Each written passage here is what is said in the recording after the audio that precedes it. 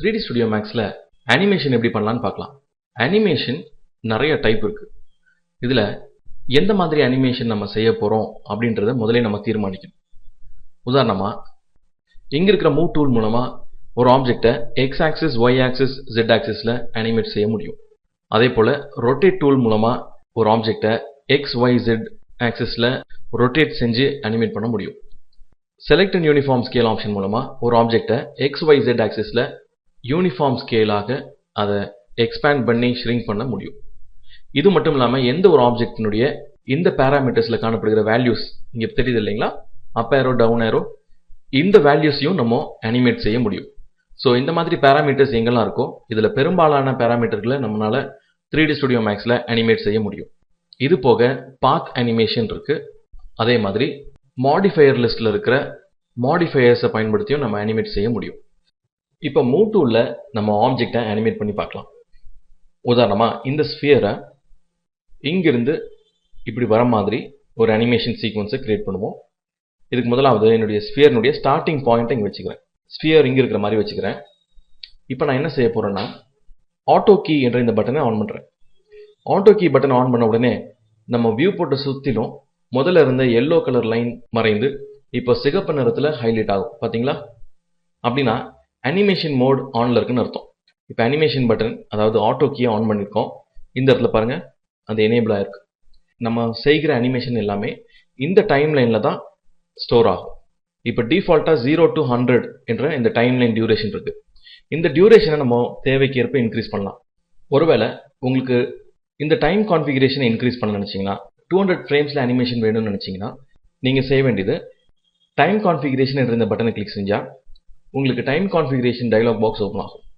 இதுல அனிமேஷன் என்ற ஒரு டைம் இங்க இருக்கு பாத்தீங்களா, ஸ்டார்ட் டைம் எண்ட் டைம் டிஃபால்ட்டா 0 to 100 தான் நம்ம 3D Maxல ஸ்டோர் ஆயிருக்கும். இப்போ லென்த்தும் வந்து 100 ஃப்ரேம்ஸ் காட்டுது. டைம் இன்க்ரீஸ் பண்ண நினைச்சோம்னா என்ன செய்யணும், ரீஸ்கேல் டைம் என்ற இந்த பட்டனை பிரஸ் பண்ணணும். இதுல ஸ்டார்ட் டைம் எண்ட் டைம் கொடுத்துருக்காங்க. இந்த எண்ட் டைம்ல செலக்ட் செய்து 200 அப்படின்னு டைப் பண்ணுங்க. இது ஒருவேளை உங்களுடைய அனிமேஷன் நீடுக்கு தகுந்த மாதிரி வைக்கலாம். ஒருவேளை 50 ஃப்ரேம்ஸ் கூட உங்களுக்கு போதுமா இருக்கும், அல்லது ஒருவேளை 1000 ஃப்ரேம்ஸ் உங்களுக்கு தேவைப்படலாம். அந்த மாதிரி உங்க ப்ராஜெக்ட்க்கு தகுந்த மாதிரி உங்களுடைய தேவைக்கு ஏற்ப டைமை என்டர் பண்ணுங்க. அதாவது லாஸ்ட் ஃப்ரேம் 0 ஃப்ரேம்ல இருந்து எனக்கு 200 ஃப்ரேம்ஸ் வேணும்னு இப்போ கொடுத்துருக்கோம். இப்போ ஓகே பட்டனை பிரஸ் பண்ணலாம். இந்த இடத்துல பாருங்க எண்ட் டைம் இப்போ மாறிடுச்சா, 200 வந்துருச்சு. அதே போல நம்மளுடைய டைம் லைன்லயும் பாத்தீங்கன்னா 200 இப்போ வந்திருக்கும். ஸோ இந்த இடத்துல ஓகே பட்டனை பிரஸ் பண்ணுங்க. இப்போ டைம் லைன்ல இருக்கிற ஃப்ரேம்ஸ் எப்படி இன்க்ரீஸ் பண்றதுன்னு பார்த்தோம். இப்போ டிஃபால்ட்டா 100 ஃப்ரேம்ஸ் தான் இருக்கும். இப்போ 100 ஃப்ரேம்ஸ் வந்து ஷ்ரிங்க் ஆகி இங்கே காணப்படுது பார்த்தீங்களா. ஆனாலும் அனிமேஷனுடைய லென்த் கம்மியாகாது. இந்த டைம் லைன் மட்டும் நம்ம இன்க்ரீஸ் பண்ணியிருக்கோம். ஸோ நம்ம தேவைக்கு ஏற்ப டைம் லைன் இன்க்ரீஸ் பண்ணலாம், டிக்ரீஸ் பண்ணலாம். இப்போ இந்த ஸ்பியரை மூவ் டூல் மூலமா இந்த இடத்துல இருந்து இந்த இடத்துக்கு நகர்த்தி பார்ப்போம். அதுக்கு என்ன செய்யறேன்னா ஆட்டோ கீ ஆன் பண்ணிட்டேன். ஆட்டோ கீ ஆன் பண்ணோன்னே ஸ்டார்ட் ஃப்ரேம் வந்து 0ல இங்க இருக்கு. அதாவது என்னுடைய அனிமேஷன் துவக்கத்துல இந்த ஸ்பியர்னுடைய பொசிஷன் இங்க இருக்கும்.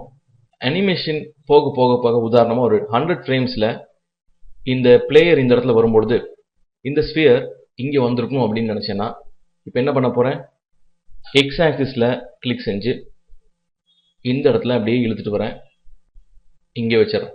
சரிங்களா? இப்போ பாருங்க இந்த பாயிண்ட்டுக்கு பேர் வந்து கீ ஃப்ரேம் அப்படின்னு சொல்லுவோம். அதே போல 100 ஃப்ரேம்லயும் ஒரு கீ ஃப்ரேம் செட் ஆயிடுச்சு.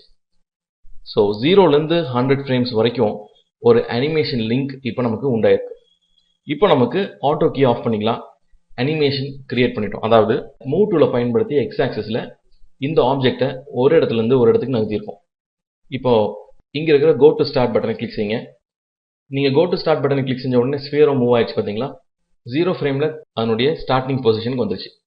இப்போ நம்ம செய்ய வேண்டியது அனிமேஷன் சரியா வந்திருக்கான்னு செக் பண்ணி பார்க்கணும்.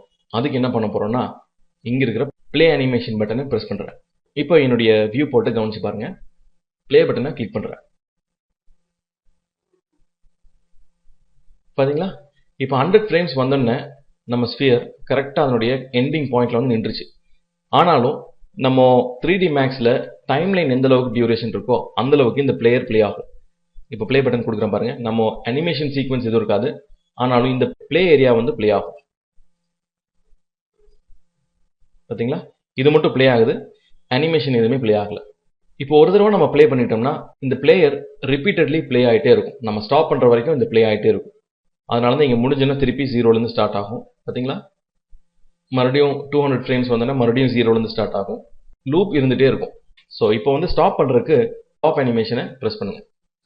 ஓகே, இப்போ அனிமேஷனை ஸ்டாப் பண்ணிட்டோம்.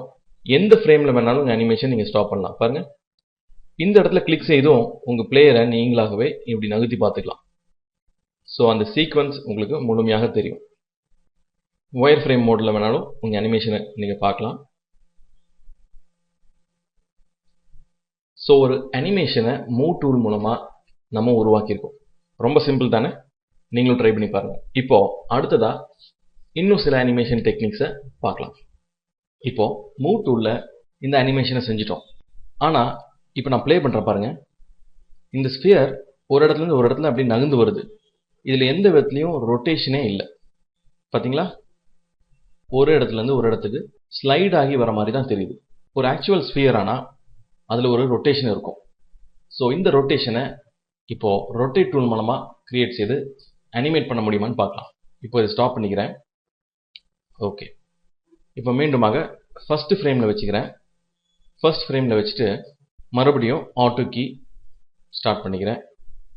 ஆட்டோ கீ எனேபிள் செஞ்சுட்டு இந்த இடத்துல ரொட்டேட் டூலை பயன்படுத்தி இந்த மாதிரி ஒரு ரேண்டமாக ரொட்டேட் செய்கிறேன். ஓகேங்களா, இப்போது இந்த பிளே ஹெட்டை நான் நகர்த்துறேன் பாருங்க, இதே பொசிஷனில் கடந்து வருதா.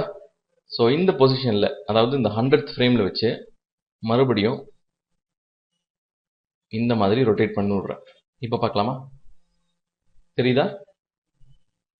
இப்போ பாருங்க,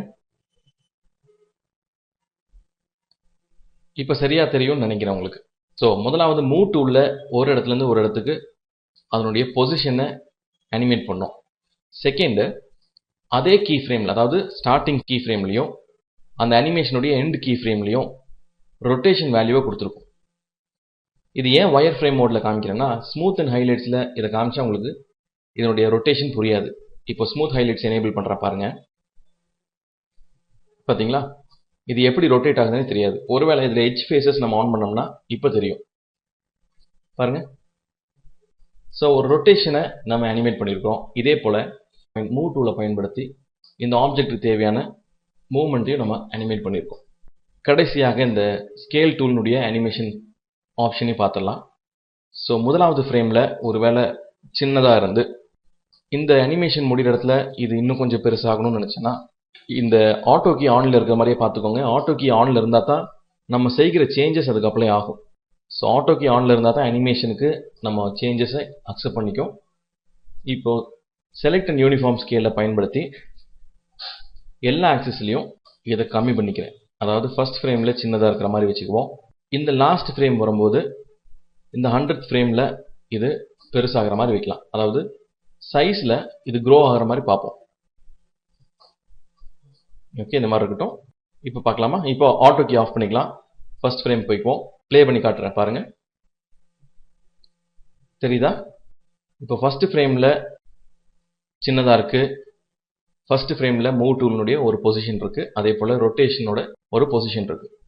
இதே வந்து அனிமேஷன் ப்ளே ஆக ஆரம்பிக்கும் போது மூவ் டூலும் ரொட்டேட் டூலும் ஸ்கேல் டூலும் ஒரே இடத்துல சரியாக வேலை செய்யுது. பார்த்தீங்களா, சைஸ் இன்க்ரீஸ் ஆகுது, ரொட்டேஷன் இருக்குது, மூவ்மெண்ட்டும் இருக்குது. ஸோ ஒரு அனிமேஷனை இந்த 3 டூலை பயன்படுத்தி எப்படி செய்யறதுன்னு பார்த்தோம்.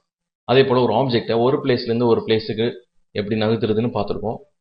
அதில் ஒரு ரொட்டேஷன் கொடுக்குறதும் ஸ்கேல் பண்ணுறதும் பார்த்தோம். இப்போ இதே ஆப்ஷனை வேற ஒரு சீனில் உங்களுக்கு செஞ்சு காமிக்கிறேன்.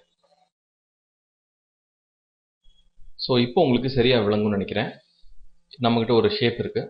இந்த ஷேப்பை மூவ் டூல், ரொட்டேட் ரெண்டையும் பயன்படுத்தி ஒரு இடத்துலேருந்து இன்னொரு இடத்துக்கு ட்ராவல் ஆகிற மாதிரி பண்ணுவோம். அதோடு கூட ஸ்கேல் டூலையும் சேர்ந்து பண்ணுவோம். உங்களுக்கு இந்த கான்செப்ட் புரிஞ்சிருக்கும்னு நினைக்கிறேன். அதனால் இப்போ நான் அனிமேட் பண்ண போகிறேன். நான் செய்கிறத நல்லா பார்த்துக்கோங்க. முதலாவது ஒரு இடத்துல தள்ளி வச்சுக்குவோம். நீங்கள் இந்த மாதிரி பின்னாடி தள்ளும் பொழுது அனிமேஷன் ஆஃப் பண்ணிக்கோங்க, இல்லைனா அதுவும் சேர்ந்து அனிமேட் ஆகும். இப்போ ஆட்டோ கீ ஆன் பண்ணிக்குவோம். 50 ஃப்ரேம்ஸ் வரைக்கும் வச்சுக்கலாம், போதும். இப்போ பாருங்க, இந்த அனிமேஷன் ரெடி.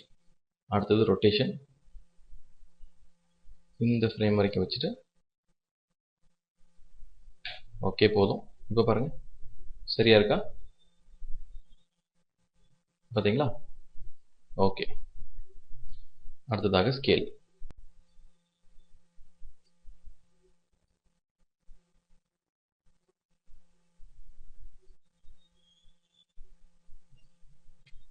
ஸோ இந்த 3 ஆப்ஷனையும் அனிமேட் பண்ணிட்டோம். ஆட்டோ கீ ஆஃப் பண்ணிக்கோங்க. கோ டு ஸ்டார்ட் கொடுங்க. இப்போ ப்ளே அனிமேஷன் பட்டனை ப்ரெஸ் பண்ணுங்க. பார்த்தீங்களா? சரியா இருக்கா? கரெக்டாக வந்திருக்கு. இப்போ இன்னொன்று செஞ்சுருவோம். டைம் கான்ஃபிகரேஷன் கிளிக் செஞ்சுட்டு என்னுடைய ரீஸ்கேல் டைமில் எண்ட் ஃப்ரேம் 15 மட்டும் வச்சுக்கலாம். ஓகே. இந்த இடத்துலையும் ஓகே பட்டனை ப்ரெஸ் பண்ணுங்க. ஸோ இப்போ 50 ஃப்ரேம்ஸ்க்கு இன்க்ரீஸ் ஆகும். ஆனால் நம்மளுடைய அனிமேஷன் கீ ஃப்ரேம்ஸ் எல்லாம் பாருங்கள் 25 ஃப்ரேம்ஸ்லேயே நின்றுச்சு. ஸோ இப்போ என்ன பண்ண போகிறோம், இந்த டைம் லைனில் இப்படி செலக்ட் செய்ய போகிறோம். அதாவது ஒரு ரெக்டாங்குலர் செலெக்ஷனை உண்டு பண்ணுங்க. இந்த 25th ஃப்ரேமில் இருக்கிற கீ ஃப்ரேம்ஸ் எல்லாமே செலக்ட் ஆகுதான்னு பாருங்கள். ஏன்னா இந்த 3 கீ ஃப்ரேம் இங்கே இருக்கும். அதாவது மூவ் டூலினுடைய key frame, rotate and scale, அதே போல் செலக்ட் அண்ட் யூனிஃபார்ம்ஸ், இந்த 3னுடைய கீ ஃப்ரேம் இங்கே தான் இருக்கும். இப்போ 3மே ரெக்டாங்கிள் செலெக்ஷன் இப்படி போட்டு அதை செலக்ட் பண்ணிட்டோம். செலக்ட் பண்ணதுக்கப்புறம் உங்கள் கர்சர் அதன் மீது கொண்டு போகும்பொழுது பாருங்கள் டபுள் ஹெட்டட் ஆரோவாக மாறுதா. இப்போ இதை கிளிக் செஞ்சு 50 ஃப்ரேம்ஸுக்கு நகர்த்தி வச்சுக்கோங்க. இப்போ மூவ் டூலை செலக்ட் பண்ணுங்கள், ப்ளே பண்ணுங்கள். நம்முடைய அனிமேஷன் சீக்வன்ஸ் தயாராகிடுச்சு. இப்போ எந்த இடத்துல வேணாலும் ஸ்டாப் பண்ணிக்கலாம். இப்போ அவுட்புட்டில் எப்படி இருக்குது அப்படின்னு பார்க்குறதுக்கு ஸ்டாட்டிக் ரெண்டரிங் பண்ணுவோம். அதாவது F9 கீயை ப்ரெஸ் பண்ணுங்கள். F9 கீயை ப்ரெஸ் பண்ணும்பொழுது உங்களுக்கு இந்த ஸ்டில் மட்டும் ரெண்டரிங்கில் காட்டப்படும். அதாவது அவுட்புட்டில் எப்படி இருக்குன்னு காட்டப்படும். பார்க்கலாமா? பார்த்தீங்களா? அவுட்புட் விண்டோவில் எனக்கு இந்த மாதிரி குவாலிட்டியில் எனக்கு அவுட்புட் கிடைக்கும். ஸோ இதே வந்து அனிமேஷன் சீக்வன்ஸாக எப்படி ரெண்டர் பண்ணுறது அப்படிங்கிறத ரெண்டரிங் சாப்டரில் உங்களுக்கு விளக்கி கூறப்படும். ஸோ இப்போதைக்கு உங்கள் அனிமேஷனை இப்படி ப்ளே பண்ணி பாருங்கள்.